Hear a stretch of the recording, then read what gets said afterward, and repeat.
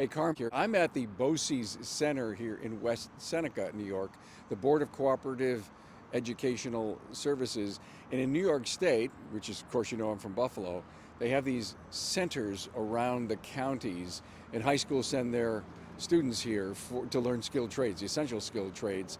And one of our great friends from Scruggs Automotive is here, Henry Rose, and they decided to do pancakes, bacon, and sausage for the students in this automotive class.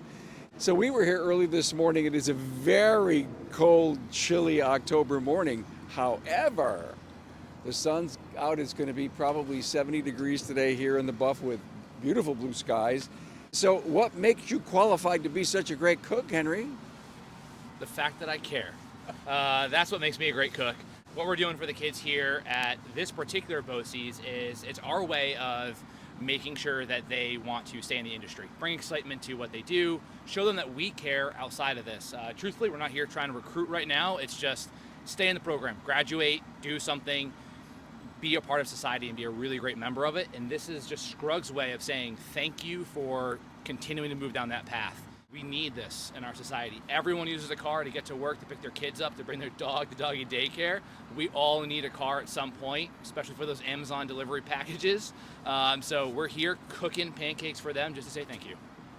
I love it, and they'll remember this, Henry. And that's the thing I love about brand building, and it's not necessarily recruitment, as he says, but it's what can we do for our kids? We're talking about bringing kids into our centers, our service centers, to put them through, say, an all-day class on what the automotive is about, teaching them some of the intricacies of the technology that exists today. I love it, Henry. You're coming out. Do you think I can have one of your pancakes? You can have two, Carm. I'm going to have two. So I'm going to hang up right now, and I'm going to go stuff my face with two of Henry's Bisquickers. Mr. Shevlin, here in New York State, they send their students here, they bus them here, and you teach them, in this particular case, not only is there electrical, construction, and all the other skilled trades, we're here in the automotive section. You told me you started out with 26 kids in the beginning of the year? Yeah, I started with 26 kids usually. That's max I could put in my room. We have a waiting list for that. So even if a kid drops out in the beginning of the year, maybe they don't like me or they decide that they don't want to take that program, they got like the first couple weeks to change.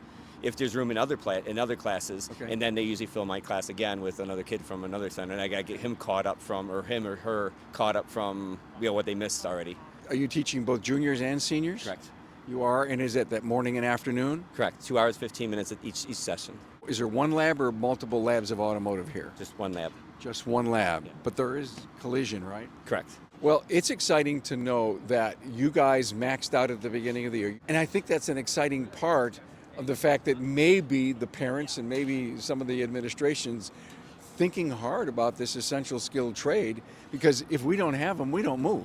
No, especially in transportation. I mean, we do everything. Everything you own, everything you buy came on a vehicle of some sort. If it's for a technician to fix it, it doesn't get anywhere. I got it. Hey, thanks so much for this. Appreciate it. Hey, I just wanted you to know that Tracy's behind the camera, so thanks for being here, daughter. Jamie, you helped put this whole thing together. Yes. So basically what I did was I reached out to the school. I got in contact with Mark, who is the head of all the programs here. Set some time up with him, told him we wanted to make some pancakes for the kids. And what I did was I came over to the school, so we knew exactly where we needed to be today. Everything was organized, ready to go. Got here at 7 a.m. Kids got their pancakes. Everyone's happy. So the point is you just don't show up. There's a lot of late work that makes this happen. Oh, yes, for sure. Honestly, we had emails going back for a few weeks now. Finally, we were able to get them in our hands and set something up for the kids. One of the secrets, Henry got to pre-cook the bacon, right? Yeah, so we've learned, this is our now third one that we've done for the schools in the area. Pre-cooking your bacon the night before in the oven, spending the time, cuts down on grease heavily, and it makes the whole entire process a lot quicker for the kids. I'll tell you, that's a golden nugget here for this, is pre-cook the bacon. I love that. Last night, you just cooked bacon. For 2 hours. See? For 2 hours, we cooked bacon. All right. Sausage was included in that. But what you did is you put it back on the grill, crisped it up real nice. In the automotive industry, we have our terms. In the food industry, I'm learning we blanched the bacon. I think I'm using the right term for that. Half cooked it, kind of got that whole entire movement going. I never thought in the automotive industry we'd be having a professional setup like this for cooking kids. This is very professional. We were here early this morning and we watched this thing go together, and it's a lot of work, really. Oh yeah, for sure. It definitely is a lot of work trying to get all this together and make it all happen for the kids. But I feel like in the end, who doesn't want pancakes? Yeah, who doesn't? I'm a pancake fiend, just to let you all know. I have my own secret recipe, and we love to do brunch at home with Tracy, Matt, and the grandkids. By the way, Henry was asking the students, what brand do you love of an automobile, and what brand, if you had a choice, would go away? I found it fascinating, the answers from these young students. They're standing around, they're waiting for some pancakes, and it's our time to engage with them and talk with them. So one of the questions that we often ask them is, hey, what's your favorite brand or your favorite car? And if you could remove one brand entirely, like Saturn doesn't exist anymore, what would that be? Right.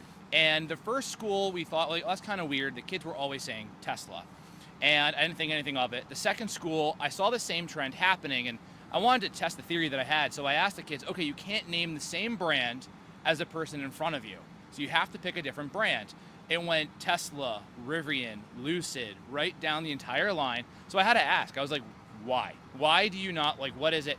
I really thought we were going to get answers like, oh, I want a V8 motor, I want gasoline. No, these kids were concerned about the mining habits and the sustainability of a car like that. That to me was just like completely different from what I was expecting. And these are 16, 17-year-old... High school students. Yeah, amazing. Here a whole bunch of them come. I think they're here for seconds. Seconds. They are on their second round. We are completely sold out of pancakes and bacon at this point. Henry, you better get cooking. Absolutely.